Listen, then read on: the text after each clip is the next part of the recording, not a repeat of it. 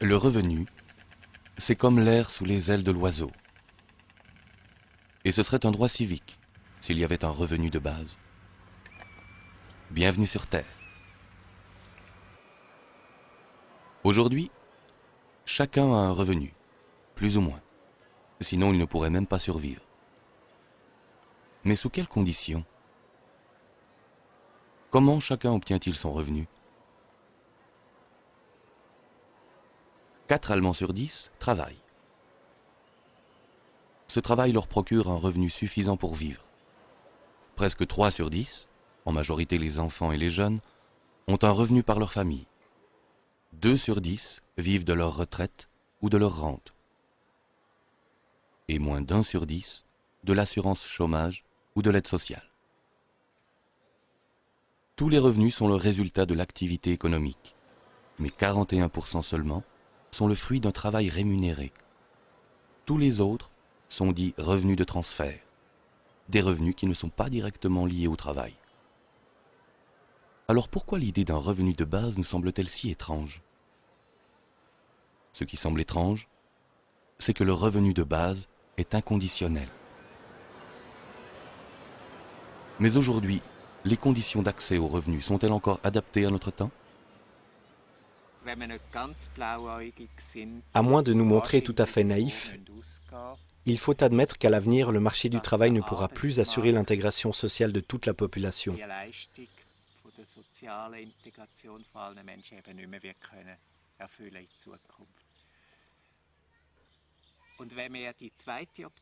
Cependant, en refusant l'alternative du revenu de base, nous sommes obligés de parier sur la croissance économique à n'importe quel prix.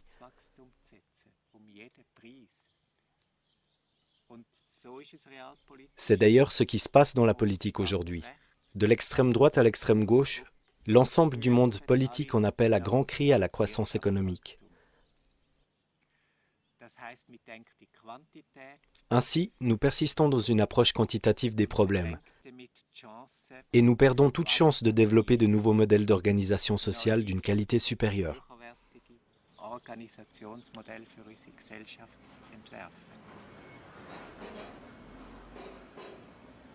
Aujourd'hui pourtant, croissance économique ne rime pas forcément avec création d'emplois.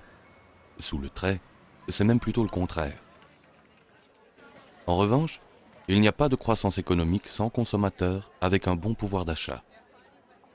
Autrement dit, il faut que les gens aient de l'argent en poche.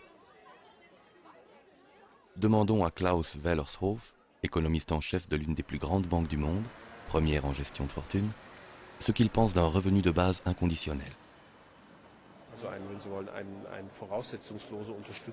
Soutenir les populations sans poser de conditions, à la longue, c'est un principe qui, je pense, devra s'imposer. Mais il lui faudra tout d'abord affronter les nombreux droits et privilèges dont nous bénéficions aujourd'hui. Mais de quel droit pourrait-il bien s'agir?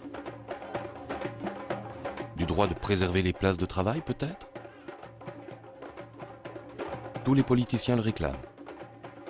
Mais pense-t-il vraiment au travail? Ou plutôt aux recettes fiscales? Ou bien s'agit-il de limiter le nombre de ceux qui vivent de l'aide sociale et pèsent sur le budget de l'État?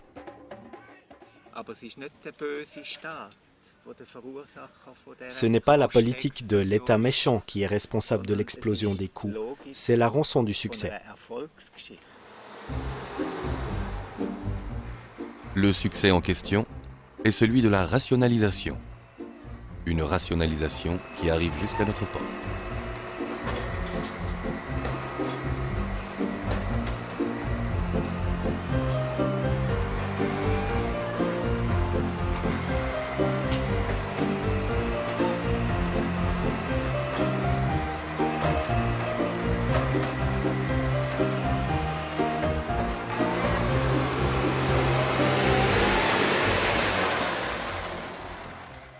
Et comment va continuer l'histoire de ce succès? C'est justement le sens de cette question. Elle se pose si on réfléchit aux revenus de base. Il existe différents modèles de revenus de base. Tous ces modèles se rejoignent dans la définition du réseau allemand pour le revenu de base. Elle comprend 4 critères.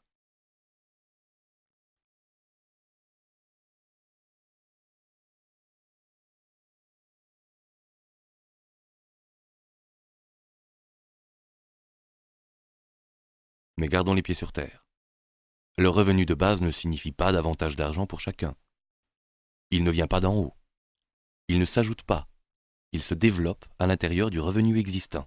Le revenu du travail diminue, mais le revenu total ne change pas. Ce qui change, c'est sa composition. Le revenu de base est un autre genre de revenu.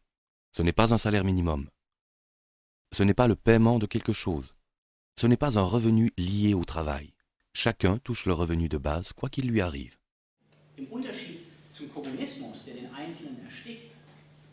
Contrairement au communisme qui étouffe la personne et au libéralisme de marché qui cherche à l'isoler, le revenu de base lie la sécurité à une liberté maximale, pour que l'individu puisse devenir maître de ses choix.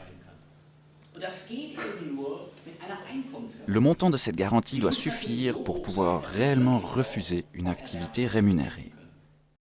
La possibilité de refuser est une condition essentielle pour pouvoir négocier librement et à égalité.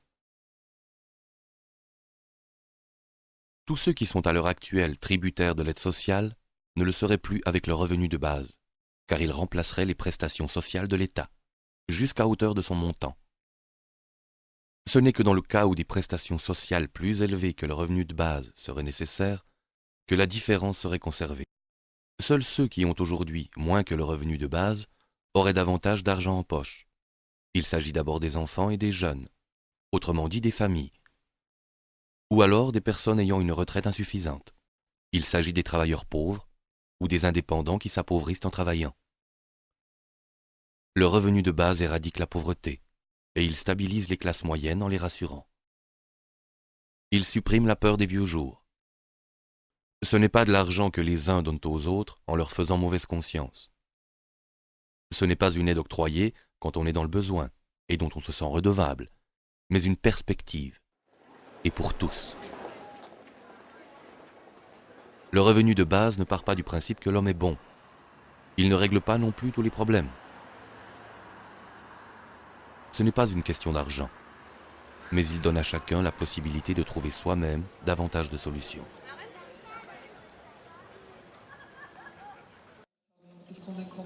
En Autriche, en Suisse et en Allemagne, le revenu de base est un enjeu que l'on discute sérieusement. Je crois que cela vient du fait que c'est le moment idéal.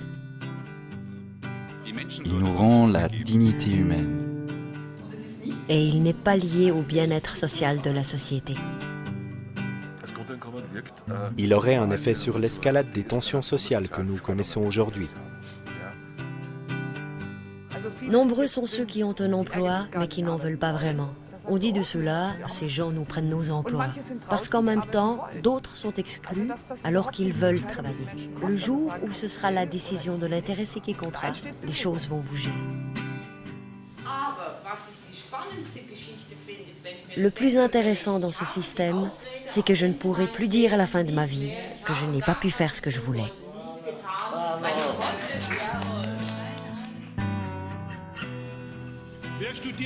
Qui étudie uniquement parce que ses parents le lui demandent?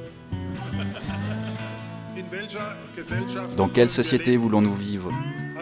Si vous ne vous posez pas ce genre de questions, vous pouvez tout de suite éteindre votre ordinateur. Il y aurait une floraison d'initiatives. Pour ma part, je suis sceptique. Je suis très sceptique. Parce que je pense que si ce revenu est mis à disposition, la motivation pour le travail et la performance vont baisser. Elles seront nulles. L'emploi rémunéré rend malade, parce que le temps permettant d'accomplir le travail est de plus en plus court. Ce qui peut se démontrer très simplement de manière empirique. Au fond, le revenu de base pose les fondements d'une société plus libre. C'est le plus important. Il nous libère de la dépendance salariale et crée plus d'autonomie. La question va se poser tôt ou tard. Comment est-ce qu'on finance tout ça? Parce que l'argent doit bien venir de quelque part. Je peux effectuer les calculs économiques nécessaires et je vous dis, ça marche. Le grand défi du revenu de base, c'est que chacun doit réapprendre à vivre. C'est ça l'essentiel. Et là, nous en sommes tout au début. Pas pour le financement. Le financement est acquis. La difficulté, c'est la liberté.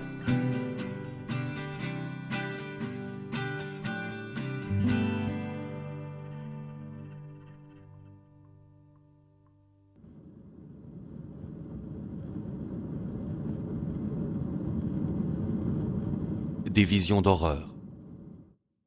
Le début du XXIe siècle n'en manque pas. Les journaux en sont pleins, et nous aussi. Le revenu de base n'est pas un thème abstrait qui nous renvoie au rôle de spectateur. C'est une question qui touche chacun, parce qu'avec ce revenu, chacun peut refuser de faire ce qu'il ne peut pas assumer, et ne faire que ce qu'il veut vraiment. Tout le monde resterait à la maison? Personne n'irait plus travailler? Tout s'arrêterait? Comme si c'était la grève? Et les cadres, en RTT permanente? Et le sens des responsabilités? Hors de vue? Plus personne ne rame? Plus personne ne bûche? Les universités désertes? Le revenu de base s'apprête-t-il toute motivation pour une qualification plus élevée? Pour entreprendre une formation supérieure? Sans contrainte, personne ne développerait plus son capital humain? Alors qu'aujourd'hui déjà, on manque de personnel qualifié, que va devenir notre économie? Ce qui me révolte le plus, c'est le fait qu'au fond, personne ne se demande plus à quoi l'économie est censée servir. C'est un domaine de la vie en société qui est censé assurer notre existence, produire et mettre à notre disposition des biens qui nous sont utiles. Mais cette façon de voir a complètement disparu. Aujourd'hui, l'économie fonctionne en circuit fermé. Elle poursuit d'autres objectifs qui n'ont pratiquement plus rien à voir avec la vie humaine, qui peuvent même détruire la vie humaine.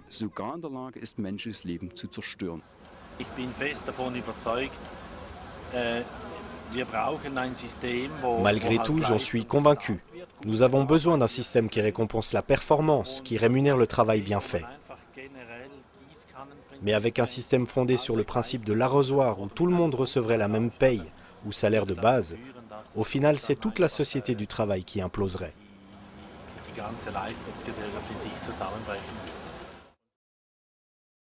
Pour l'année 2001, les prestations payées en Allemagne. 56 milliards d'heures de travail rémunérées. Les prestations non payées, 96 milliards d'heures de travail à la maison, pour les enfants ou encore dans le cadre d'une activité bénévole. Un revenu de base n'empêcherait pas du tout la rémunération du travail. La question qui risque de se poser, c'est plutôt de savoir, dans les entreprises, comment diriger des collaborateurs qui ne se laissent plus discipliner aussi facilement par le besoin d'argent. Idem en politique. Comment gouverner des citoyens rendus plus indépendants grâce à leur revenu de base? Et comment est-ce qu'on se gouverne soi-même? Est-ce que vraiment tout le monde serait en train de bronzer? Avec une montagne d'ordures dans les rues? Les parcs, laissés au bon soin des retraités?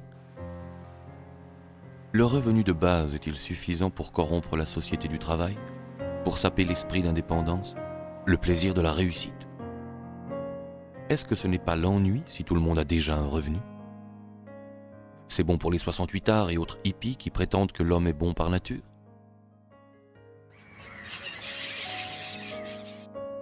Mais l'homme est aussi un animal, qui, plutôt qu'un revenu de base, préférerait un terrain de chasse. Attendons plutôt de voir ce que les nouveaux marchés vont nous rapporter. Dehors, devant la porte. C'est comme ça pour beaucoup de nos semblables qui ne peuvent passer à table. Le revenu de base rendrait-il les hommes plus proches?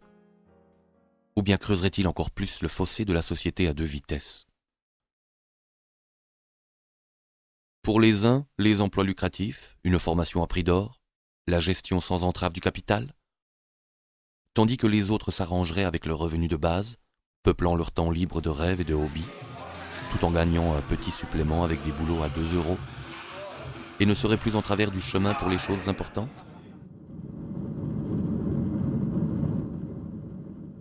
On peut aussi dénaturer le principe du revenu de base. Par exemple, en fixant un montant tout juste insuffisant pour vivre, tout en éliminant l'ensemble des prestations sociales. Dans ce cas, tout le monde est obligé de travailler, sans convocation personnelle, et à des salaires comme en Chine, sans que le fait d'avoir un revenu de base ne permette de les refuser. Enfin, et si on complique les paiements à l'infini, en instituant des régimes particuliers, des calculs de compensation et des conditions à vérifier.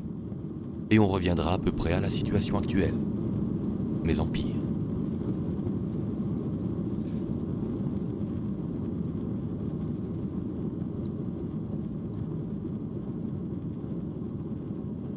Qui ne veut pas travailler ne doit pas manger, a dit l'apôtre Paul en pensant à ceux qui n'apportaient rien à la communauté.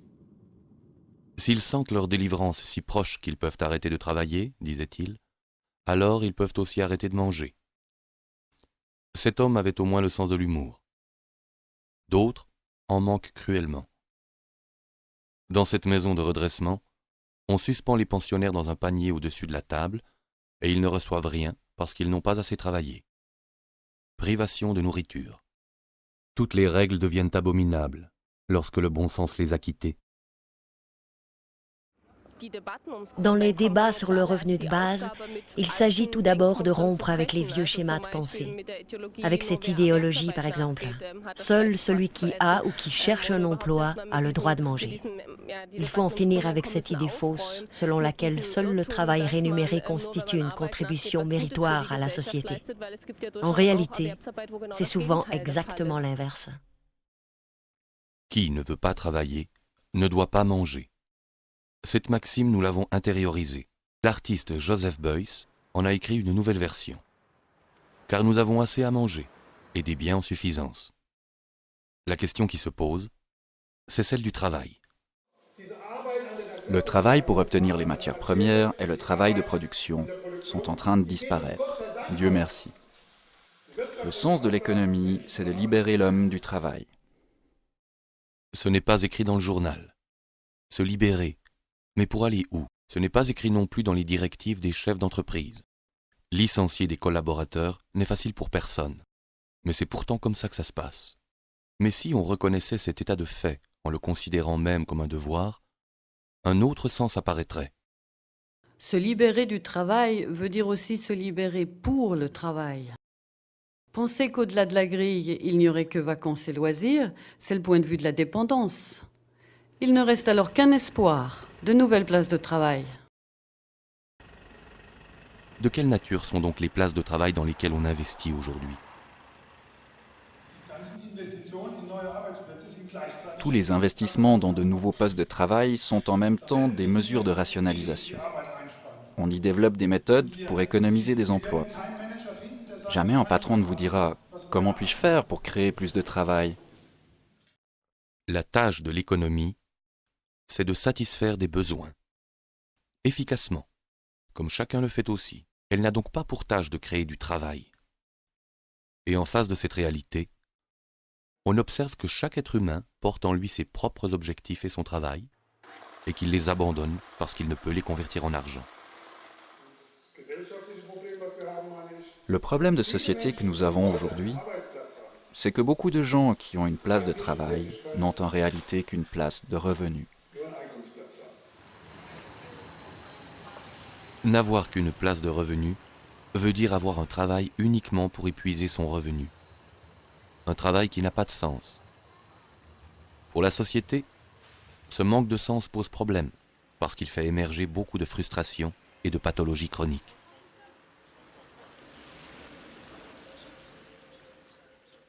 En Allemagne, 12% des salariés se sentent tout à fait à leur place.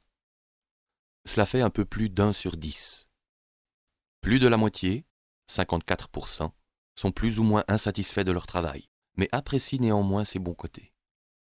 Enfin, 34% sont clairement mécontents de leur travail. Autrement dit, 1 sur 3. Ce qu'on appelle conflit du travail est en fait un conflit du revenu. Et dans les conditions du travail, on se bat contre la privation de travail. Car mon travail, c'est moi. Mais il ne peut y avoir de droit à un travail qui m'oblige. Il n'existe pas de droit à être obligé de faire quelque chose, comme il n'y a pas non plus de droit à être acheté. Le droit au travail ne peut signifier que le droit d'exercer une activité choisie, que personne ne peut octroyer ou enlever. Un tel droit au travail suppose un droit au revenu. C'est un comble. On a du travail et il y a une agence de l'emploi, mais pas d'agence du revenu. Ce jeune homme veut dire qu'il a beaucoup de travail, mais pas pour autant un revenu. Quel effet pourrait avoir un droit au revenu sur la société? Le sociologue suisse Uli Meder nous donne quelques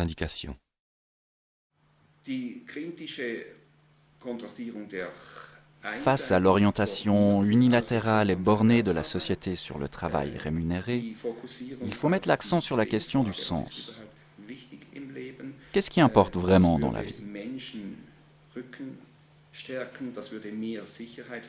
Le revenu de base fournirait un appui fort aux gens. Il y aurait plus de sécurité, cela provoquerait un élan de créativité, de satisfaction.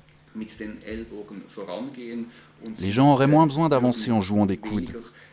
Ils seraient moins qu'aujourd'hui contraints d'obtenir des avantages pour eux-mêmes au détriment des autres. En créant des rapports de concurrence extrême, le système actuel casse les mécanismes de solidarité. C'est l'opinion d'un professeur de sociologie. Mais qu'en pense quelqu'un qui rentre du boulot et qui entend parler pour la première fois du revenu de base? Ça veut dire que tout le monde aurait le même salaire? Non, chacun gagnerait ce qu'il gagne, mais tous recevraient un socle fixe, qui est le revenu de base. Mais seulement s'ils travaillent? Non, quoi qu'il fasse. Mais alors, on aura certainement un problème de motivation au travail. Si je dispose de toute manière d'un salaire de base garanti, pourquoi irais-je encore travailler? Mais pour vous, ça serait comment? J'irais volontiers travailler. Rester à la maison n'est pas une solution. J'aime mon travail, je le fais volontiers. Mais il y a sûrement des types qui n'iraient plus travailler. Si vous aviez un revenu de base, est-ce que vous iriez encore travailler?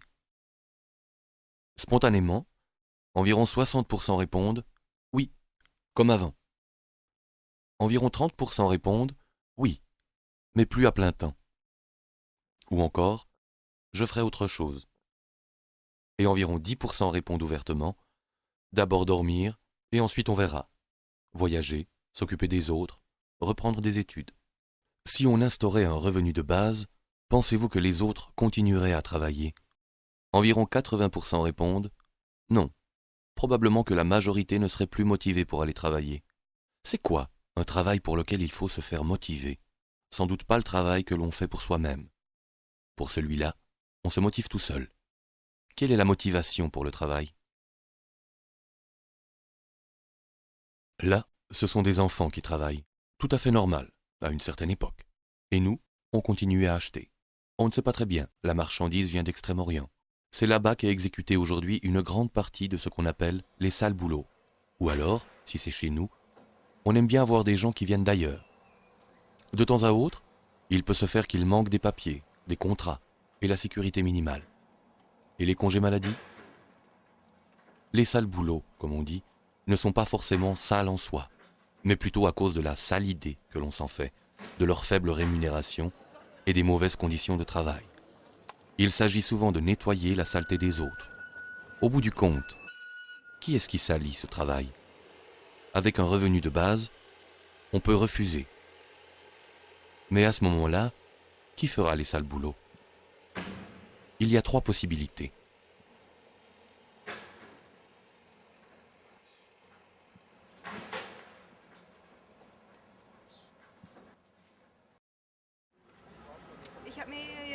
Je m'imagine une caissière de supermarché.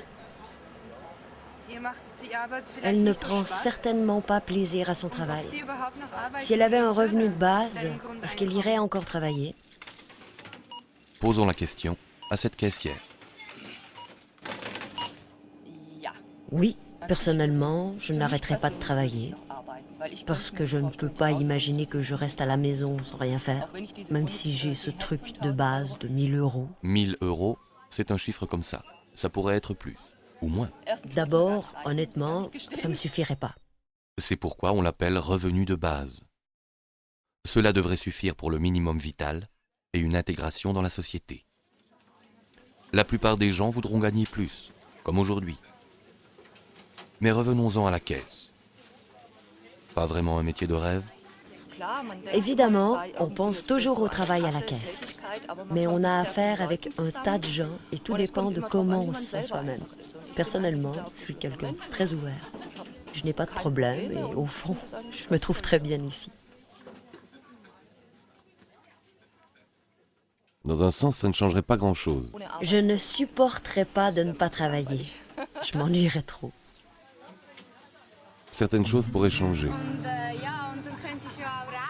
Je pourrais voyager et voir des choses qu'aujourd'hui je ne peux pas voir, car je dois apprendre un métier. Le stress pour trouver du travail est énorme pour tous. On est là et il n'y a presque plus de place. Si on avait le revenu de base, ce ne serait pas si stressant.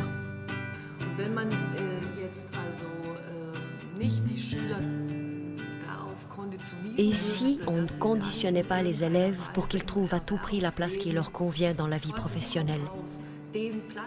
Une place qui n'existe plus pour tous depuis belle lurette.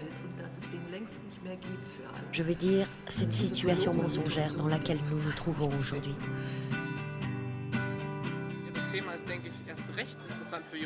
Oui, cette idée intéresse particulièrement les jeunes, parce qu'en fait, on constate aujourd'hui dans les écoles que beaucoup de jeunes ont peur de l'avenir.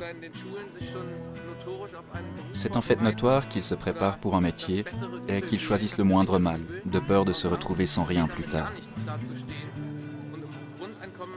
Dans le revenu de base, je vois une possibilité et une chance de pouvoir entreprendre ce que l'on veut vraiment et de le faire bien. En même temps, j'y vois une crise de sens. Cela donne du temps et de l'espace pour réfléchir. Et quelle serait l'influence du revenu de base sur le travail lui-même? On répartirait le travail sur un plus grand nombre de personnes et comme ça, il redeviendrait satisfaisant. Qui parlait de crise de sens? Oui, je crois que nous vivons en grande partie dans une grande illusion. Nous vivons aux dépens de la nature, aux dépens des générations futures, aux dépens de nos partenaires.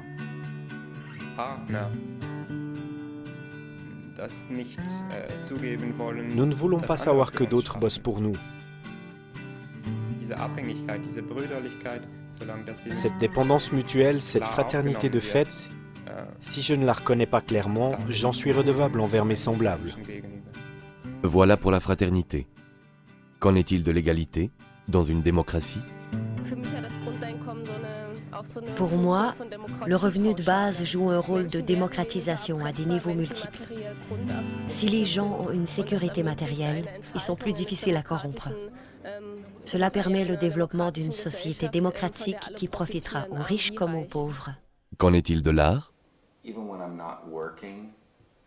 Même quand je ne crée pas physiquement une œuvre, je continue néanmoins à travailler. C'est là la grande difficulté pour un artiste. Pour créer une nouvelle œuvre, vous n'êtes pas payé pour le temps que vous mettez à vous inspirer de la vie. Il y a le temps réel passé au studio à faire une pièce, mais comment tu te finances pour être en situation d'inspiration? La vie, c'est une forme d'art. Et pour une future maman? Ce serait génial. Je pourrais m'investir comme je le désire dans l'éducation de mon enfant, sans avoir mauvaise conscience.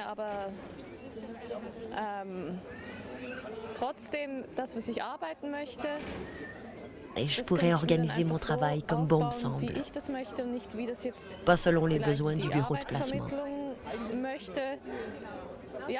Oui, je pense que ce serait très bien, justement dans cette situation. Et lorsque l'enfant atteint l'âge adulte, il peut quitter plus vite le foyer des parents avec son revenu de base. Mais peut-on devenir adulte quand on sait que son revenu est assuré quoi qu'on fasse?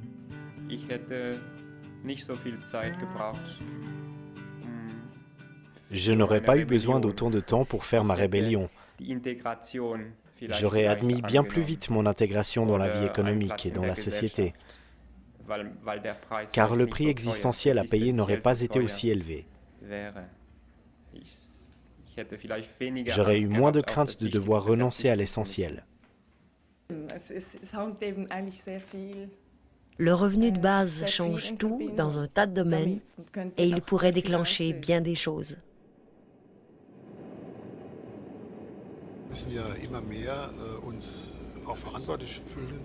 Nous devons de plus en plus nous sentir responsables de tout ce qui se passe sur notre planète. Nous ne pouvons pas nous isoler dans le monde actuel tant il s'est rétréci. Il est décisif que les hommes puissent tout d'abord faire la démarche intellectuelle de la séparation entre travail et revenu. Réaliser intérieurement cette séparation, se dire « j'ai un revenu pour pouvoir travailler » et non pas « je travaille pour avoir un revenu ».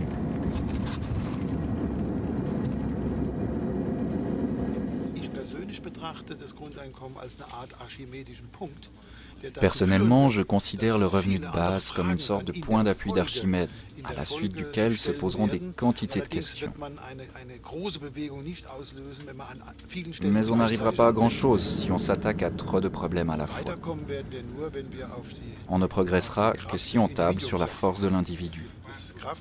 Tout en dépendra.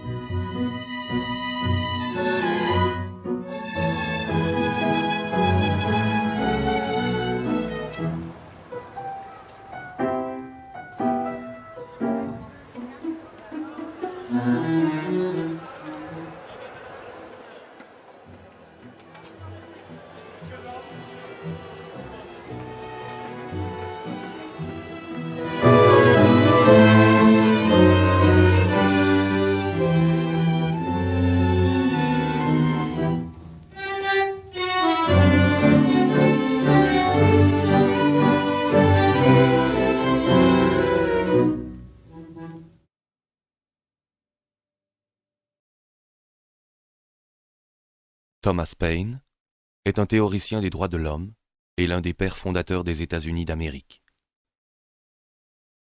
C'est lui qui a inventé ce nom. Son ouvrage, Le sens commun, a été l'un des déclencheurs de la Révolution américaine. Ses idées ont largement influencé la première constitution démocratique du monde. En vérité, nous considérons que tous les êtres humains ont été créés égaux, qu'ils ont tous été dotés de certains droits inaliénables comme la vie, l'amour, la liberté et l'aspiration au bonheur. Rights of Man, les droits de l'homme. Monstrueux à l'époque, mais aujourd'hui encore. Les mêmes droits pour tous parce que nous sommes tous des êtres humains? Complètement idiot. Pour avoir des droits, il faut être propriétaire. Et que pourraient en faire les autres à part devenir arrogants? Les droits de l'homme? Mais cela signifierait l'abolition de l'esclavage. Et qui fera le service et tous les sales boulots qu'on ne veut ni payer ni même reconnaître? Ces mêmes peurs surgissent encore aujourd'hui à l'idée du revenu de base. L'économie serait anéantie, la société tomberait dans le chaos. Mais ce fut bien pire encore lorsque la terre devint ronde. L'Église se raccrocha longtemps à la galette. Celle-ci était entourée des eaux du chaos, et celui qui s'approchait par trop près du bord tombait dans le néant. Cette galette était sous la voûte d'un firmament fixe, où les astres décrivaient leur orbite. Au-delà, des sphères abritaient les puissances célestes qui inspiraient aux hommes la peur ou l'espoir. C'est exactement notre façon de considérer aujourd'hui l'argent et l'économie. Toute une conception du monde, de l'ordre social, de la sécurité, découlait autrefois de la représentation de la galette. Et chaque époque s'imagine à nouveau que la Terre est plate et que quelqu'un trône au-dessus. D'ailleurs, comment est-ce que ça pourrait marcher que la Terre soit ronde? Lorsqu'enfin elle fut ronde, elle continua évidemment de trôner au centre de l'univers et ne tourna pas autour d'elle-même, ce qui rendit la tâche de déterminer la trajectoire des planètes extrêmement ardue. Autrement dit, tout dépend de l'endroit où l'on se place.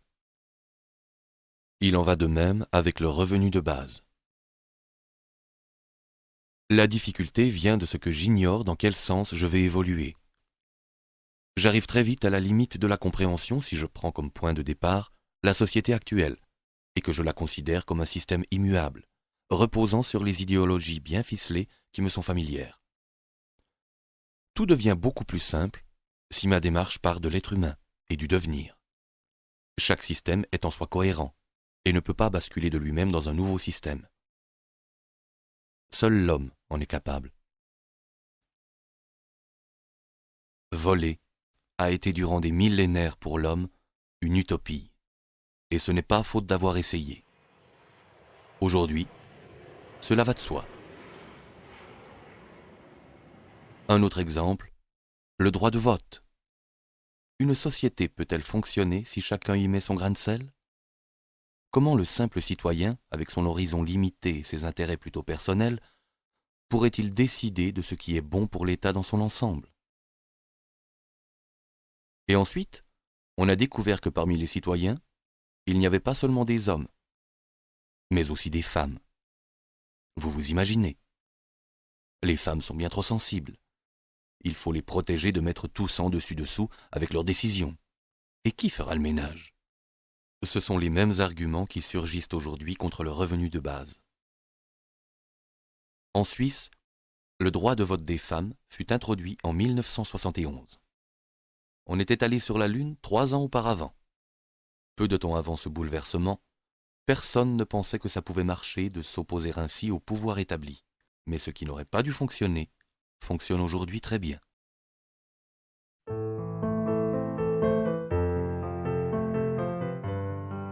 Le citoyen n'est plus dirigé par l'État.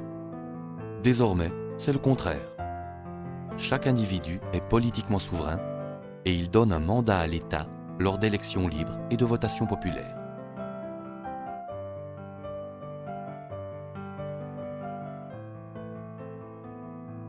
Le travail n'est plus seulement dicté par le marché du travail et l'homme seulement soumis à l'économie. C'est le contraire. Chaque individu est économiquement souverain et il s'engage librement pour un travail, avec le revenu de base qui est un droit pour chacun.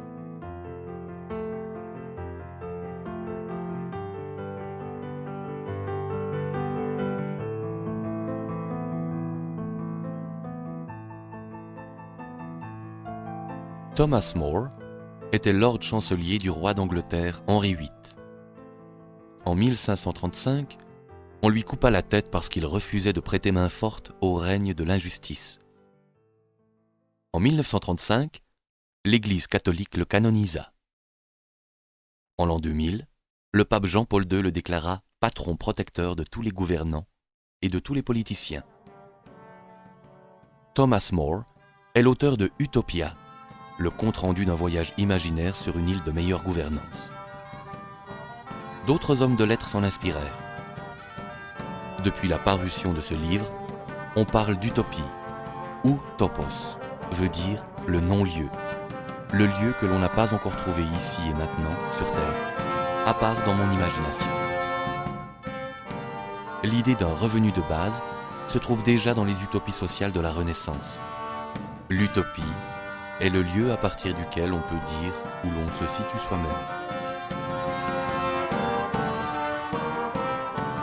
Chaque époque réalise ce que la précédente n'a fait que penser.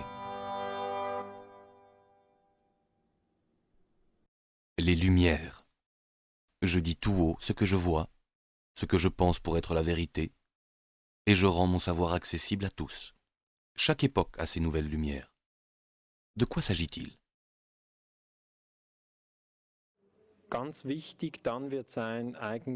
Il sera très important d'avoir la capacité de penser et d'examiner de manière autonome, car dans les phases de bouleversement, les modèles de pensée hérités des parents, des maîtres, des pasteurs ou des docteurs en tout genre, s'avèrent subitement faux ou limités.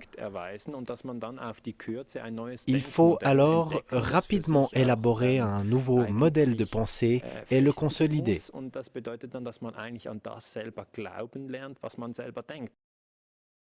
Lorsque l'on veut gravir le Cervin, il faut penser à se lever tôt le matin, car il faut être au sommet à midi pour ne pas redescendre dans la nuit et le froid. Chaque Suisse le sait. En ce qui concerne la consommation de pétrole, nous sommes arrivés au sommet sans nous soucier de savoir comment on allait redescendre. le peak of oil, la plus grande capacité d'exploitation de pétrole possible, sera bientôt atteint. Ensuite, la descente sera raide. Sur le plan du travail rémunéré, le plein emploi est également une phase provisoire, un sommet.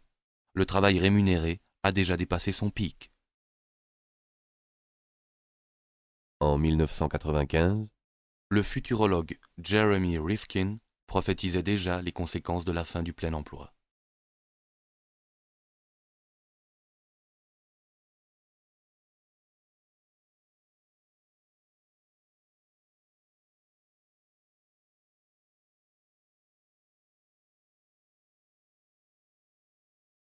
Les pronostics de Rifkin sont controversés, mais ils ne sont pas sans fondement.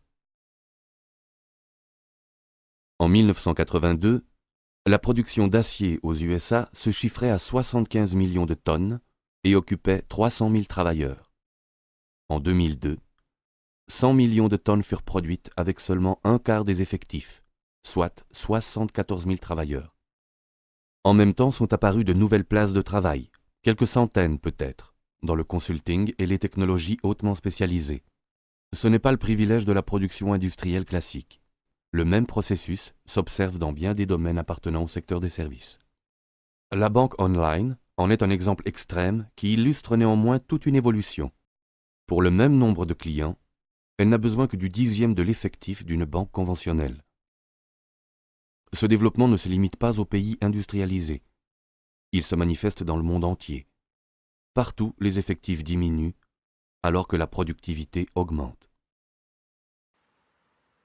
Là où le travail ne devient pas culture du travail, tout devient monoculture.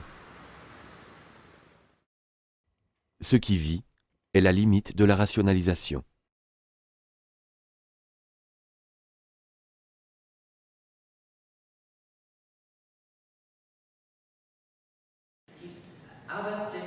À l'avenir, les places de travail ressembleront à celles des artistes et des publicistes, non sous forme d'entreprise. Alternativement, beaucoup, puis peu d'argent. Beaucoup, puis peu de travail. Seul, puis en équipe. Et la plupart du temps, à durée déterminée et à la maison. Les temps nouveaux exigeront qu'on se laisse plus mener par la haine et la peur, mais qu'on réalise ses visions les plus hautes de la meilleure manière possible.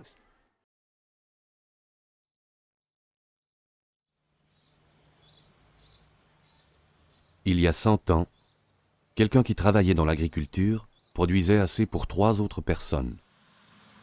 Aujourd'hui, un agriculteur produit assez pour 120 personnes. Pourquoi? On le voit ici. C'est comme ça. Et bientôt il en sera ainsi presque partout.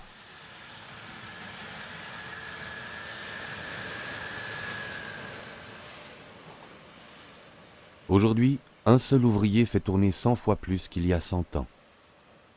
C'était le but des générations qui nous ont précédés. Quel est le but aujourd'hui? Que tout continue dans le même sens et que la marche en avant soit un retour en arrière pour toujours plus d'humains? Un retour à la peur de nos ancêtres pour la survie, comme si nous n'avions pas besoin de nouvelles idées? Aujourd'hui, l'innovation technique semble aller de soi. Il en va cependant tout autrement de l'innovation sociale. Faut-il pour cela que la barque fasse naufrage?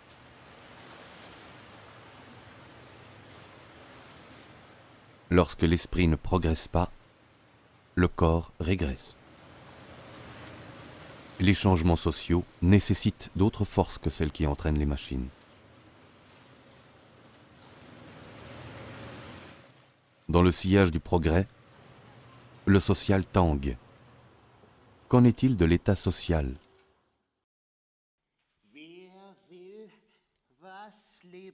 Pour reconnaître et décrire quelque chose de vivant, il faut d'abord en extraire l'esprit.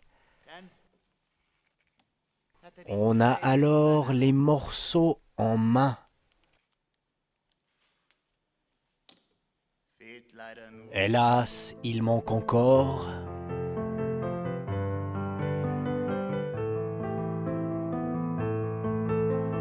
Le lien spirituel. Je ne vous comprends pas très bien. Tous ces propos me rendent bête, comme si ça moulinait dans ma tête. C'est ce qui se passe lorsque tout devient plus simple, grâce à encore plus de formulaires et encore moins de collaborateurs. Si le contrôle et la méfiance étaient les moteurs qui font avancer une société, alors l'Allemagne de l'Ouest aurait absorbé l'Allemagne de l'Est. Que se passe-t-il avec la justice? Et pourquoi chaque doigt de ma main a-t-il une longueur différente? Une performance a-t-elle vraiment besoin d'une contre-performance? Le malentendu commence lorsqu'on croit aller au travail pour soi-même, parce qu'on en retire un revenu. Pourtant, tout le monde a un revenu, car tout le monde en a besoin. Chacun est redevable des prestations des autres. Si le revenu était seulement lié au travail, il faudrait donner les plus hauts revenus aux machines. En fait, les hommes qui cèdent leur travail aux machines ont tout de même besoin de revenus.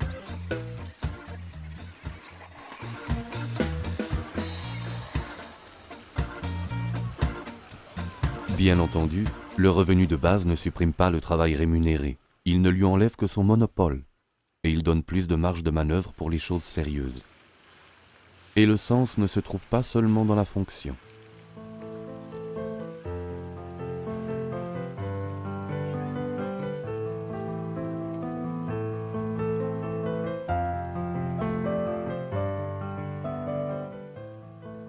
Il y a bientôt 50 ans, en Suisse, une machine à laver coûtait 3 550 francs. C'était beaucoup d'argent. 50 ans après, la même machine coûte 3 195 francs. Le prix est resté quasiment le même.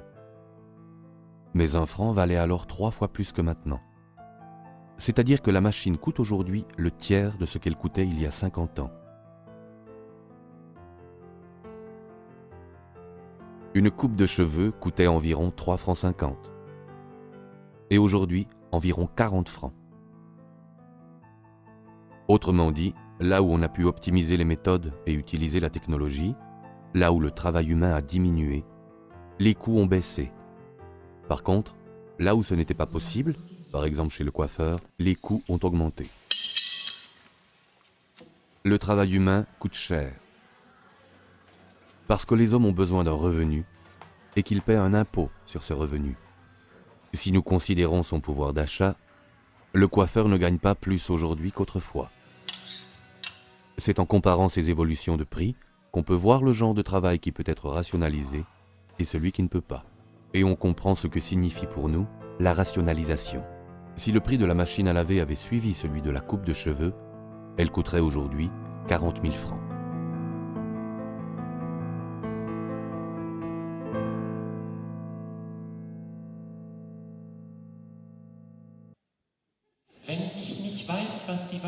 Si je ne connais pas toutes les charges dont la machine à laver m'a libéré, à part qu'elle lave mon linge, je ne peux pas savoir non plus si le revenu de base a le caractère d'une impulsion culturelle.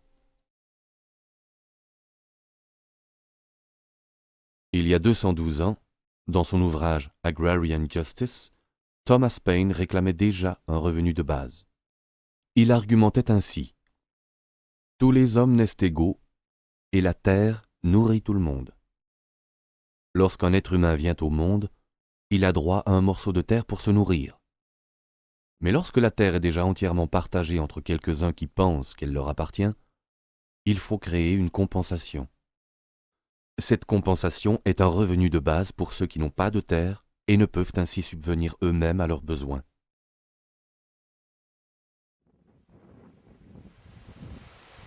Mais depuis, le vent a tourné. Même celui qui possède la terre ne peut plus subvenir à ses propres besoins. Cela va mieux pour tout le monde si je ne dois pas construire moi-même mon tracteur et si mon champ ne sert pas seulement à mes propres besoins. Car le fruit de mon travail est toujours pour les autres. L'autosuffisance signifie que je fais pousser mes propres légumes et que je vis de ce que je peux produire. Ce qui, dans nos pays, ressemble à une production vivrière, n'en est pas une à proprement parler, mais plutôt un terrain d'expérience. Notre vie dépend de ce que les autres produisent. Tout mon travail est accompli pour les autres, et tout ce dont j'ai besoin a été produit par d'autres. C'est avec l'argent que cette interaction fonctionne. La valeur produite par le travail se concrétise lorsque le fromage est payé par l'acheteur.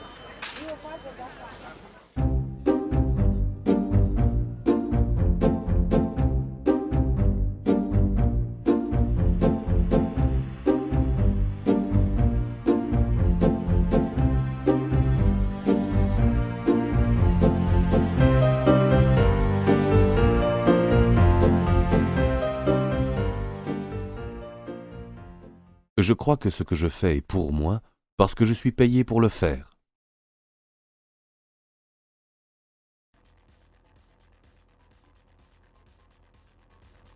En enfer, il y a un bon repas et de fort longues cuillères. Chacun en prend une.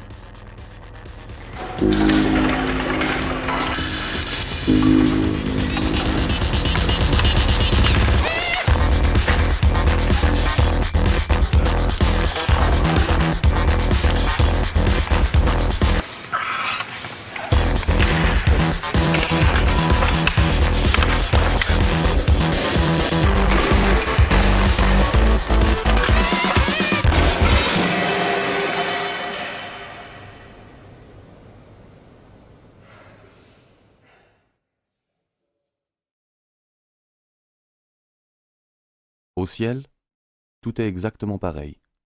Il y a un bon repas et des cuillères. Chacun en prend une.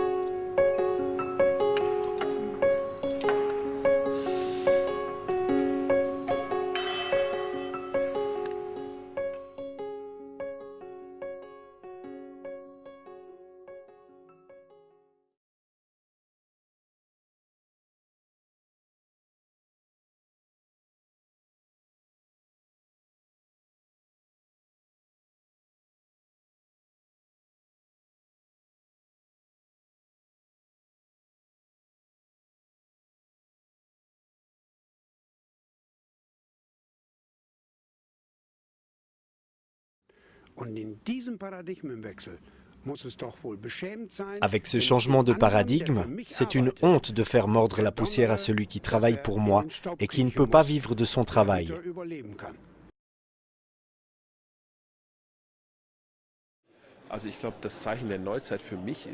Pour moi, le signe des temps nouveaux, c'est l'individualisation absolue de la société. Les hommes ont des buts personnels, des représentations personnelles, et ils recherchent les moyens de les réaliser. L'argent joue un rôle énorme dans une société caractérisée par la division du travail. Autrement dit, l'argent comme moyen d'être libre, c'est à cela qu'on en revient toujours. Mais beaucoup de gens ne parviennent ni à éviter l'esclavage de l'argent, ni à poursuivre leur réelle aspiration à la liberté. C'est le côté tragique et aussi ironique de la situation présente. Devenir l'esclave de l'argent, qu'est-ce que cela veut dire? C'est mesurer chaque action à l'aune de l'argent. Comme si l'argent était la valeur en soi et qu'il fallait toujours en avoir plus. Prendre toujours plus de pouvoir sur l'argent des autres et sur leur espace vital. Les esclaves de l'argent réduisent les autres en esclavage par la valeur qu'ils donnent à l'argent. Avec le revenu de base inconditionnel, une partie de la totalité de l'argent servirait, par décision démocratique, à donner à chacun les moyens de sa liberté. L'homme serait roi et l'argent à son service. Est-ce que cela créerait aussi de meilleures conditions pour la situation globale? Absolument. Cela créerait la possibilité de faire ce qui est nécessaire dans le monde. Les gérants de fortune nous disent que le grand problème, c'est qu'il y a des masses d'argent, trop d'argent. En même temps, il y a presque partout des surcapacités de production. Et nous avons un chômage qui ne fait que croître, alors qu'il y a partout des travaux non exécutés. Il y a donc beaucoup de choses que l'on peut et doit changer d'urgence, si l'on ne veut pas sombrer dans une catastrophe globale.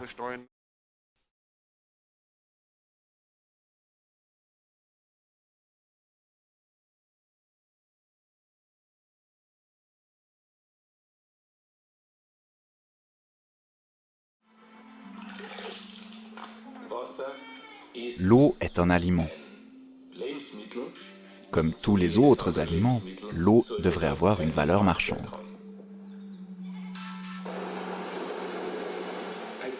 Un enfant qui meurt de faim aujourd'hui est un enfant assassiné.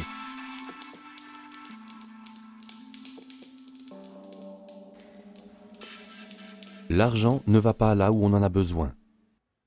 Il se barricade loin des réalités sociales et s'auto-reproduit. Devant la porte, c'est la pénurie. Les grosses sommes nouent entre elles des rapports incestueux.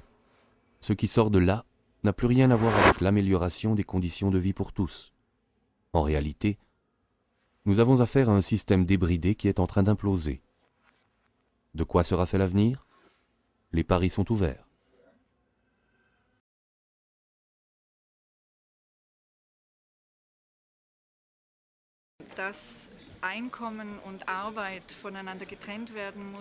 La réalité nous montre toujours plus clairement que le revenu doit être séparé du travail. À mon avis, le revenu de base apporterait aussi une solution pour les chômeurs, car il y a une quantité incroyable de travail, mais il n'y a pas d'argent pour le payer. Le revenu de base serait une façon d'introduire l'argent là où il répond à un besoin de libérer les hommes, pour qu'ils puissent faire ce pourquoi ils sont doués. Découpler travail et revenu. Le revenu de base le fait jusqu'à hauteur de son montant. Comment organiser cela dans une société? Le cercle représente la création de valeur dans une économie nationale. Plus celle-ci est productive, plus le cercle grandit. Par création de valeur, on entend la somme de tous les biens et services produits et vendus dans le pays pendant une année. Cette création de valeur se compose d'une partie publique et d'une partie privée.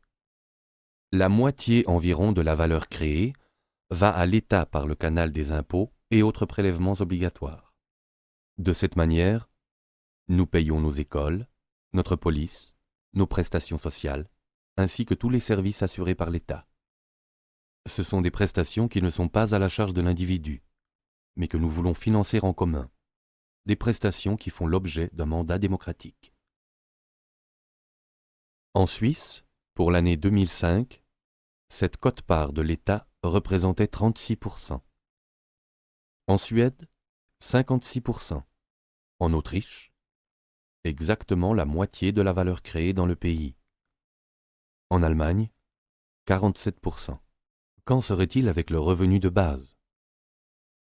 Pour tous les salaires versés par l'État, le revenu de base ne signifierait qu'une autre manière de verser l'argent. Car l'État obtient déjà l'argent par l'intermédiaire des impôts.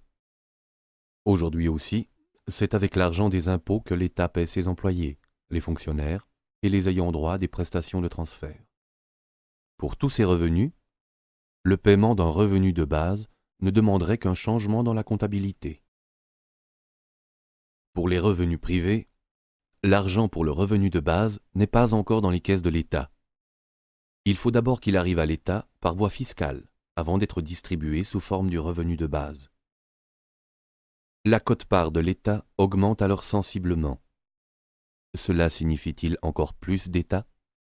Non, cela signifie moins d'État, moins d'inquisition, moins de mise sous tutelle, moins d'administration. L'État ne joue qu'un rôle d'intermédiaire, de fiduciaire et de garant du droit au revenu de base. Mais les impôts vont augmenter. De quel impôt pourrait-il s'agir? A priori, il semble plus simple de prendre l'argent chez ceux qui gagnent le plus. C'était déjà l'idée de Milton Friedman, économiste. Financer une sorte de revenu de base par l'impôt sur le revenu. Les ménages nécessiteux auraient reçu un impôt négatif sur le revenu. Après avoir été développé dans les années 60 et presque introduit aux États-Unis, son modèle domina les débats sur le financement d'un revenu de base jusque dans les années 90. Pour Milton Friedman, l'État social devait être svelte et libéral. 50 ans plus tard, on ferait donc reposer le revenu de base sur un avoir qui ne va qu'en diminuant, celui du travail rémunéré. C'est ce qui arrive aujourd'hui à l'État social. Toujours plus de chômeurs et toujours moins de masse salariale à imposer. L'augmentation de l'impôt sur le revenu augmente les charges sur le travail rémunéré. Le chat se mord la queue. Le non-sens de l'impôt sur le revenu, c'est qu'il frappe le travail et sape ainsi sa propre base.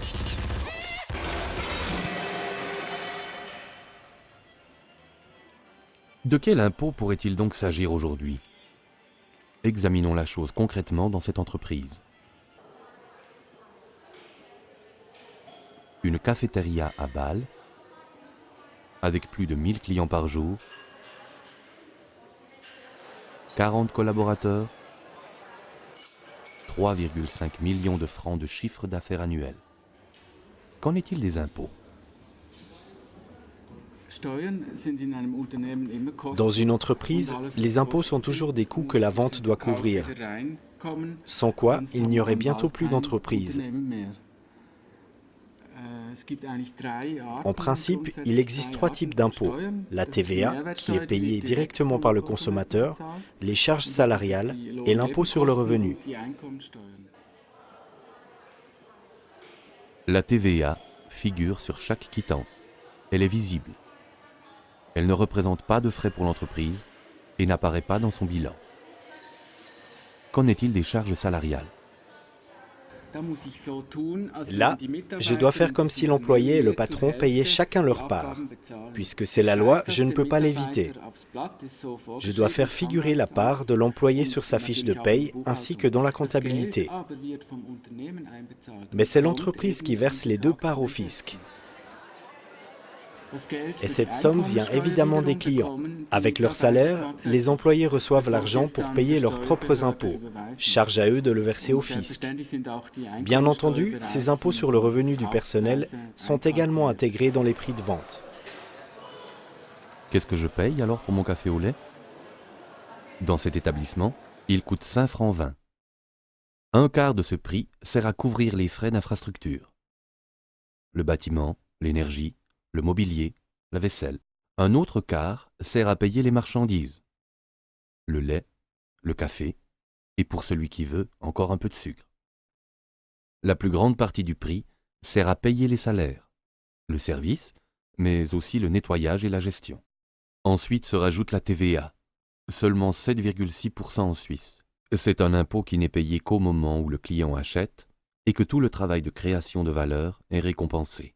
Mais si le plateau échappe au serveur, c'en est fini de la création de valeur. Même si, depuis les pâturages jusqu'ici, le café au lait a demandé bien du travail.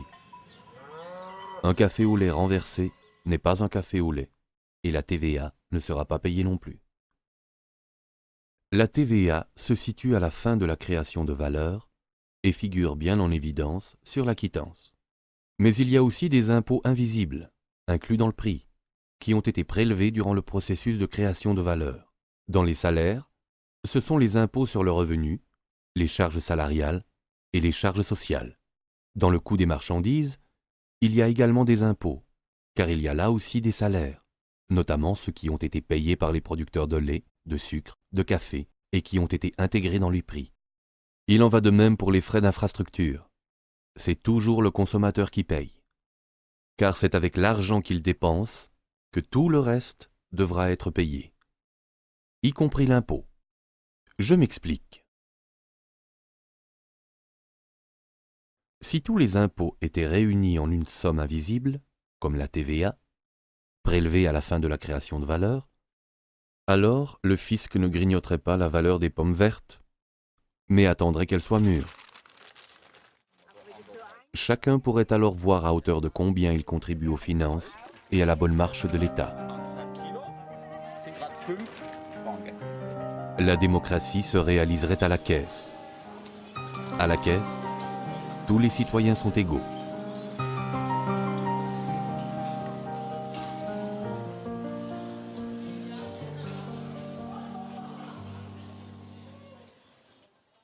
Et le travail au noir? Il n'y aurait plus de travail au noir si l'impôt se réduisait à la TVA, car il n'y aurait plus d'impôt prélevé sur le travail. En revanche, les ventes au noir seraient une très grande tentation.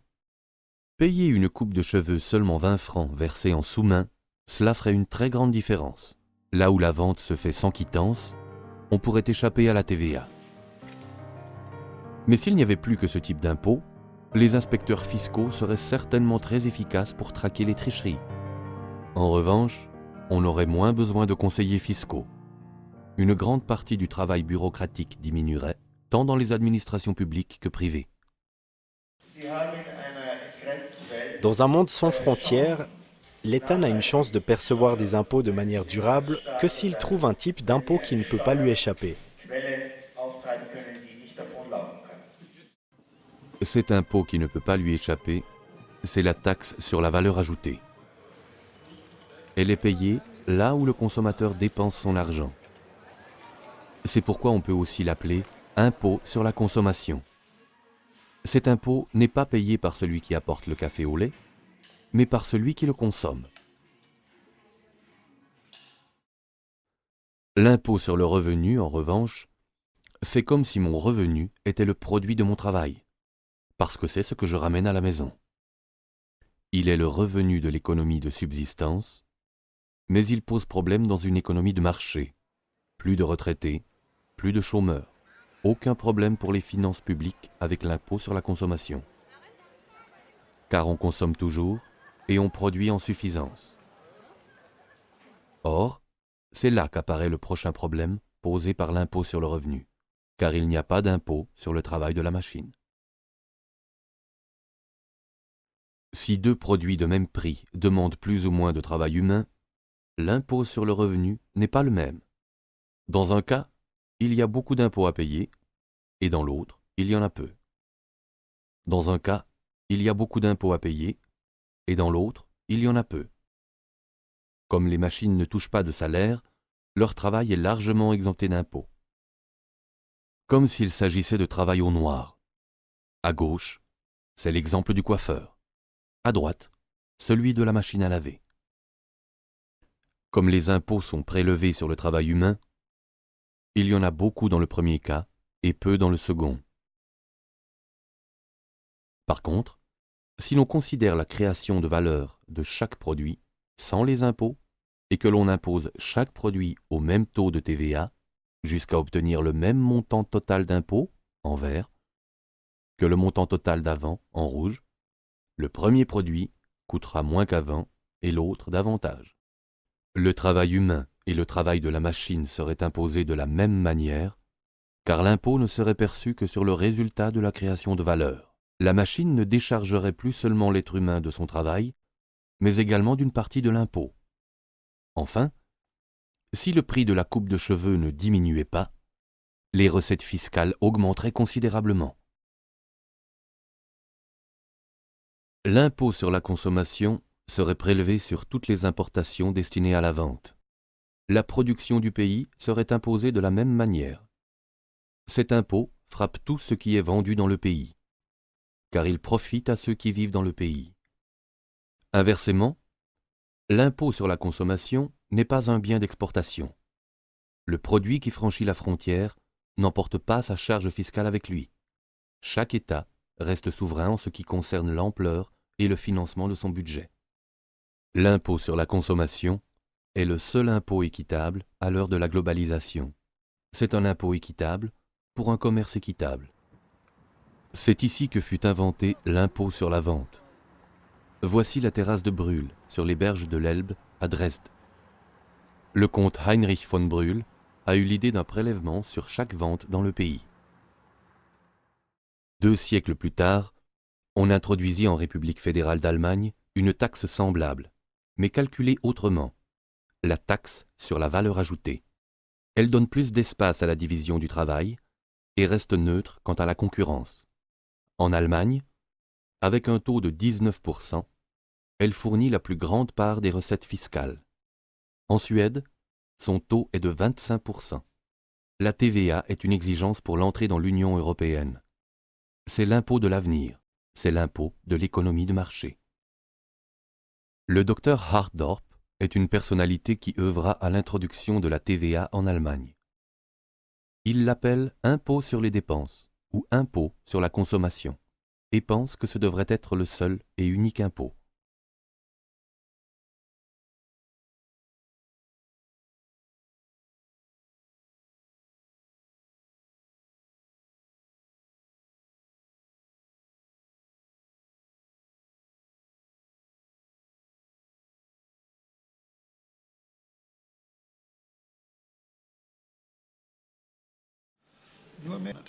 La TVA, comme impôt unique, ce serait la méthode la plus simple. Elle dispense de toutes les déclarations d'impôts. Mais si la TVA reste le seul impôt, qu'en sera-t-il du plancher de taxation? Car le plancher de taxation est la composante sociale du calcul de l'impôt. Avec la TVA, le taux d'imposition est le même pour les pauvres et les riches. Qu'allons-nous faire de la composante sociale? Alors, on fait comme ça. On restitue la TVA aux gens pour un montant correspondant à leurs besoins de base. Cette restitution, c'est le revenu de base. La boucle est bouclée. Ainsi, nous en sommes revenus au revenu de base. Non pas à partir de la question du financement, mais en nous demandant comment faire de la TVA un impôt social. En tant que plancher de taxation, le revenu de base apparaît dès lors comme une suite logique de la TVA. En même temps, son inconditionnalité devient une évidence.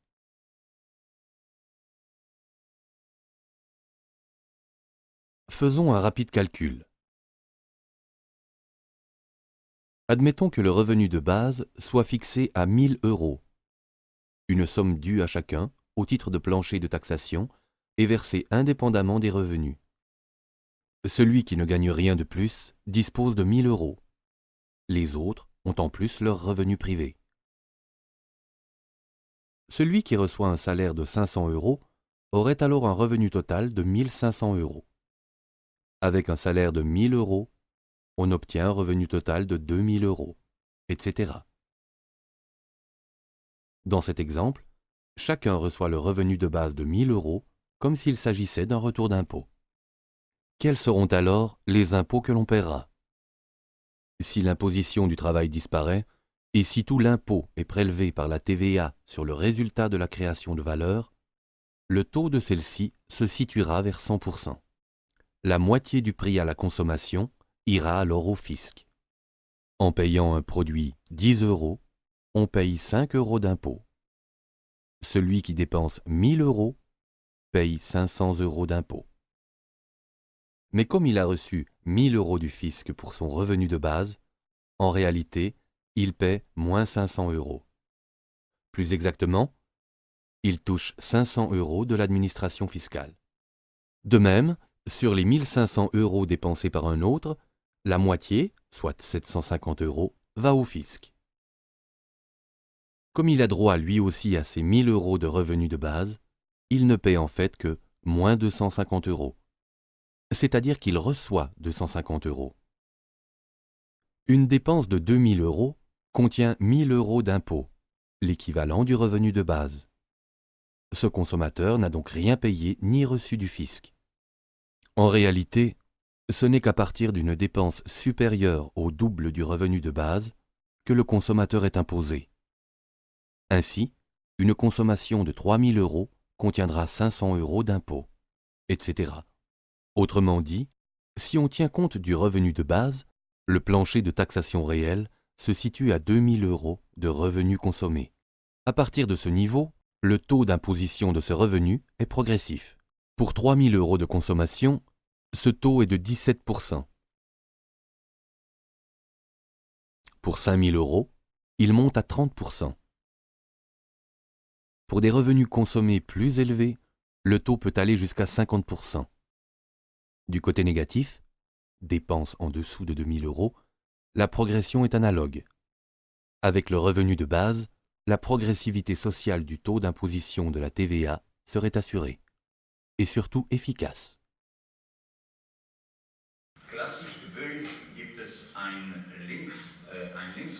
Un reproche classique de la gauche contre la TVA, c'est qu'elle est régressive.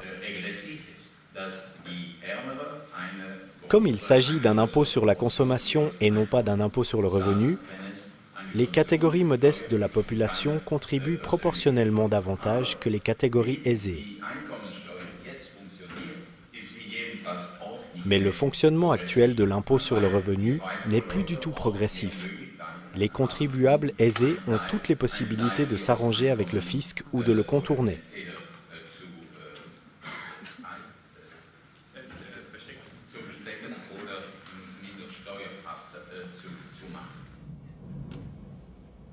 Celui qui en a les moyens peut trouver comment minimiser ses revenus pour qu'on ne mette pas la main dessus. Celui qui n'a pas ces moyens ne peut que se soumettre. En définitive, l'impôt sur le revenu est intégré dans les prix avec la progression, sans pour autant qu'un quelconque revenu de base ne permette de créer une compensation sociale. L'impôt sur le revenu n'est plus que de la poudre aux yeux. Autrement dit, il nous dispense d'y regarder de plus près. Voilà comment se présente l'impôt perçu en une fois sur le prix du produit fini. Et comment il se présente quand il est perçu tout au long de la fabrication du produit. Les frais de salaire représentent alors la moitié du prix. À droite, ils ne comptent plus que pour un quart. À gauche, les salaires exercent une grande pression sur les coûts, parce qu'ils en représentent une grande partie. On licencie plus vite. On intensifie le travail jusqu'aux limites du supportable, et il n'y a pas de marge pour essayer autre chose. À droite, il y a moins de stress, plus de marge de manœuvre pour s'adapter aux fluctuations, voire engager un collaborateur de plus. C'est ainsi que la TVA exerce ses effets sur le travail. Le revenu de base va dans la même direction. Une partie du revenu de base est déjà couverte par l'impôt existant. L'autre partie, comme nous l'avons vu, fait certes augmenter l'impôt, mais revient à chacun à travers le revenu de base, y compris à ceux qui travaillent en amont, dans la production de biens intermédiaires ou dans des travaux d'infrastructure. L'impôt ne frappe que le produit fini, lorsque celui-ci est entre les mains du consommateur. Voici donc la composition du prix du café au lait lorsqu'il est servi au consommateur. Le tiers inférieur, les salaires, les marchandises et les infrastructures. Le tiers médian, le revenu de base, et le tiers supérieur, les autres prestations des administrations publiques. Du reste, tous les prix sont des revenus. Le tiers inférieur représente les revenus de ceux qui sont directement engagés dans la création de valeur. Le tiers supérieur représente les revenus des personnes qui travaillent à l'établissement des conditions cadres ou exercent des fonctions publiques. Le tiers médian est le prix du revenu de base pour tous. Dans ce restaurant, la charge salariale ne correspondrait plus à la moitié des coûts, mais à environ 1/6. Les collaborateurs et collaboratrices disposeraient néanmoins d'un revenu égal, à gauche après déduction des impôts, et à droite en comptant le revenu de base. Et le prix du café au lait est resté le même. Le revenu total reste le même.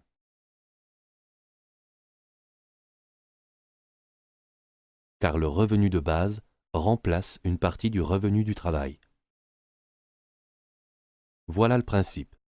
En pratique, le revenu de base crée une nouvelle force dans la négociation du salaire. Si le travail ne me procure qu'un peu de pouvoir d'achat supplémentaire, peut-être que je préférerais rester à la maison, m'occuper des enfants, qui d'ailleurs ont aussi un revenu de base, ou bien je me laisserai séduire par mon hamac, pas au bureau, mais chez moi. Enfin, n'importe quoi. Avec le revenu de base, celui qui démissionne en son fort intérieur peut aussi l'affirmer haut et fort. Il peut alors développer quelque chose de personnel, seul ou avec d'autres. Plutôt être convaincu par des projets que par un revenu. Car tout le monde va au travail en ayant déjà un revenu. On peut dès lors entreprendre quelque chose de nouveau. On peut demander à d'autres s'ils veulent participer, car ils ont également un revenu de base. Mais peut-être que je ne désire rien d'autre que de continuer mon travail. Le revenu de base introduit alors l'égalité dans la négociation du salaire. Il donne plus de poids à ma propre conception du travail et permet une réelle collaboration. Et peut-être qu'il faudra que l'employeur me paie un peu plus. Il s'ensuivra pas mal de changements dans la culture d'entreprise. Quel est le montant des revenus du travail? Cela fera l'objet d'une nouvelle négociation. Cette négociation présente de nombreuses facettes.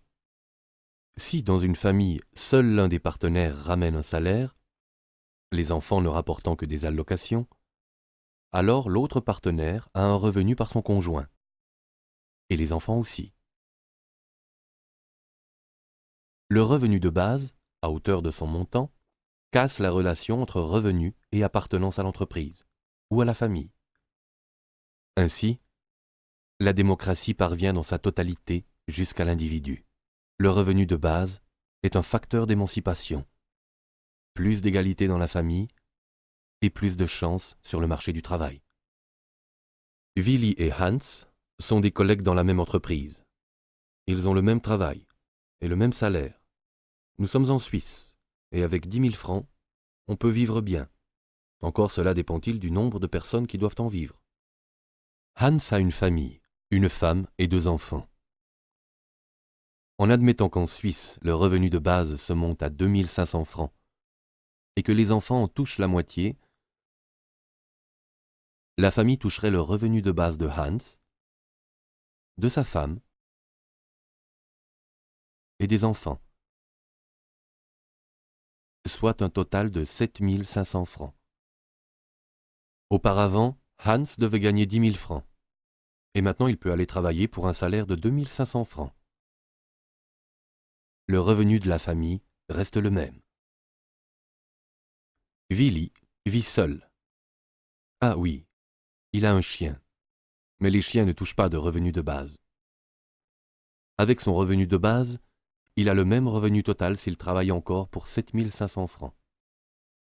Conclusion, maintenant Hans est clairement avantagé sur le marché du travail. Car ayant une famille, il a un revenu de base important et bénéficie ainsi d'un pouvoir de négociation plus fort, sans que sa famille n'ait à en faire les frais. Comment va se passer la négociation des salaires? Il est illusoire de croire que des rémunérations complètement différentes puissent être versées pour un même travail. Il ne sera pas possible que le montant du salaire s'oriente exclusivement vers celui de Willy ou vers celui de Hans.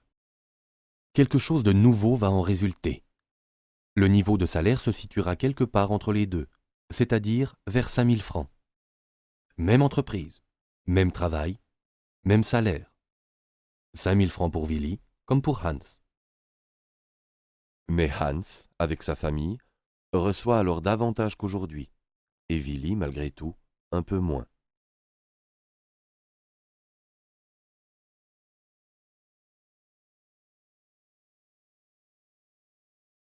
À côté de la création de valeur mesurable en argent, il y a une autre création de valeur qu'on ne peut pas comptabiliser. La création de valeur bénévole, sociale, culturelle ou humaine. Avec l'introduction du revenu de base, cette création de valeur non rémunérée prendrait de l'ampleur. Par exemple, dans la santé, les soins donnés par dévouement, ou encore l'activité spirituelle, le temps consacré aux autres, une formation qui valorise, la libre recherche dans tous les domaines de la vie et une liberté d'entreprise pour créer des impulsions nouvelles. Des activités qui ne se laissent ni rationaliser, ni rémunérer. Le revenu de base nous laisserait du temps pour nous poser la question du sens de la vie. L'activité consacrée à créer de la valeur marchande irait-elle pour autant en diminuant? C'est possible, si l'on ne travaille que 2 jours par semaine pour se consacrer le reste du temps à une grand-mère qui d'ailleurs touche aussi un revenu de base. Avec l'automatisation généralisée que nous avons aujourd'hui, cela ne provoquerait pas une baisse de la production. Sur la base d'une société plus saine, plus sereine, plus sûre d'elle et plus imaginative, bien des choses trouveraient une nouvelle valeur.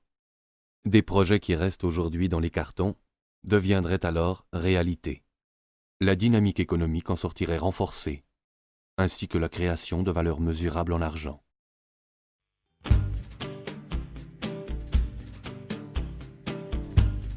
De quoi avons-nous le plus besoin aujourd'hui? De confiance.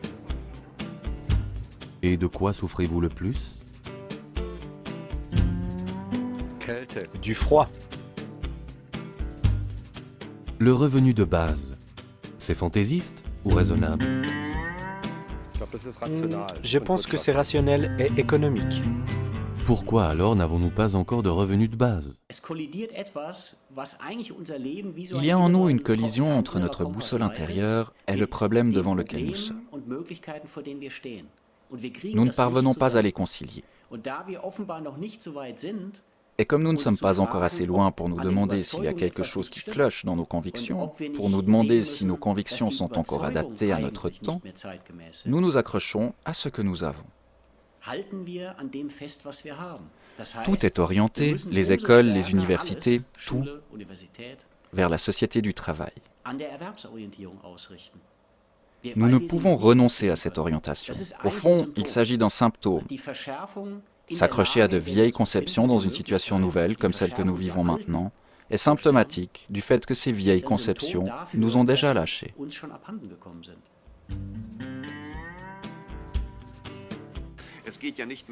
Il ne s'agit pas de continuer à faire fonctionner le système actuel, mais d'envisager des alternatives, des systèmes concrets, visibles. En ce sens, l'idée du revenu de base, même si nous commençons à la réaliser sur un plan régional, représente une alternative que je considère comme excellente, parce qu'elle propose un ordre différent, mais pas quelque chose d'incongru ni d'irréalisable.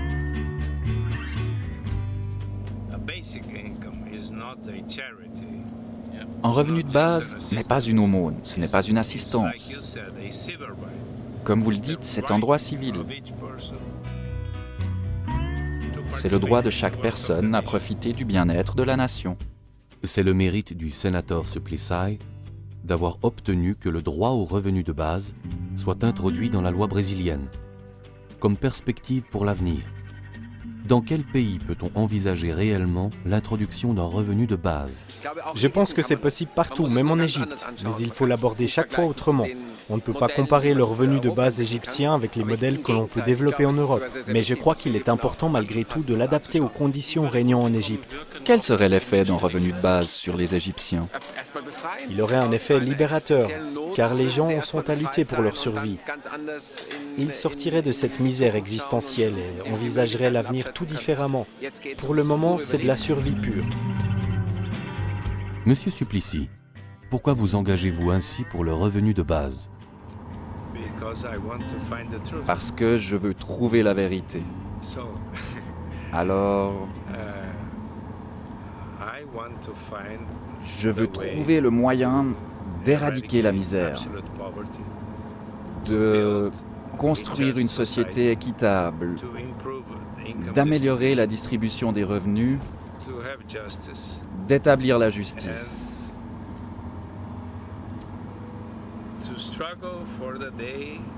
Je veux lutter jusqu'au jour où les hommes pourront tous se mettre à la table de la fraternité, comme l'a dit Martin Luther King dans son discours.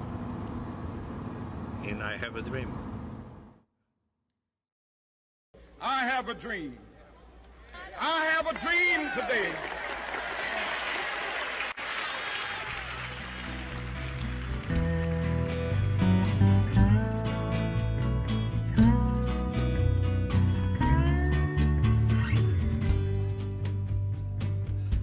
On pourrait commencer avec un revenu de base pour les enfants. Par exemple, dès l'année de naissance 2000, avec les enfants, le revenu de base grandira dans la société. Mais on peut aussi commencer avec son propre revenu, en le concevant d'une autre façon.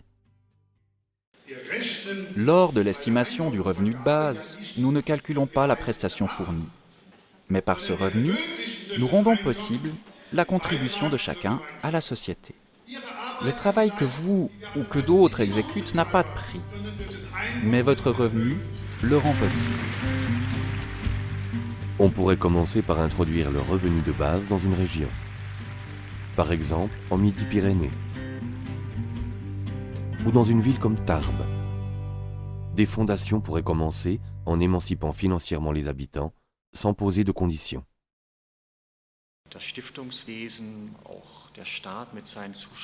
Les fondations, de même que l'État et ses subventions, sont là pour financer une vie culturelle autonome et des œuvres sociales. Mais l'individu, entrepreneur social ou culturel, n'est guère au centre des préoccupations. Ce sont des projets, des demandes de financement qui doivent obéir à des structures, à des critères. L'individu comme tel n'est pas pris au sérieux. C'est précisément ce que ferait le revenu de base. Prendre l'individu au sérieux. Le plus souvent, on rétorque que précisément, on ne peut pas faire confiance à l'individu, qu'en général, il ne connaît pas son propre potentiel et ne fait rien de son propre chef. Quelle est l'expérience de la directrice du Centre de promotion de l'existence pour les chômeurs à Francfort? Les idées sont là, mais elles sont enfouies sous les gravats de l'existence, les angoisses, les fausses représentations de ce qui est possible, de ce qui est autorisé, de ce que l'on peut ou veut faire. Je suis certaine que le revenu de base aiderait à débloquer les potentiels. Il y aurait d'ailleurs des retours pour l'économie et pour la société. Quel serait le montant du retour sur l'investissement que représente le revenu de base? Je pense qu'il serait très important. Mais alors il faudrait qu'on commence avec cet investissement. Mais l'investissement profite à tout le monde, même à ceux que je n'aime pas. Je trouve même que c'est très important. Toute ma vie, je me suis donné de la peine pour me discipliner, pour être performant, être capable d'une activité plus ou moins dotée de sens. Et les voilà donc qui se ramènent, ces jeunes gens qui n'ont aucune discipline. Et c'est à ceux-là qu'on devrait donner de l'argent. Mais c'est un scandale. À mon sens, c'est ce sentiment qui se cache derrière le refus du revenu de base. Mais comme ce n'est tout de même pas très chic de mettre cet argument en avant, on dit « Mais comment allons-nous le financer ?»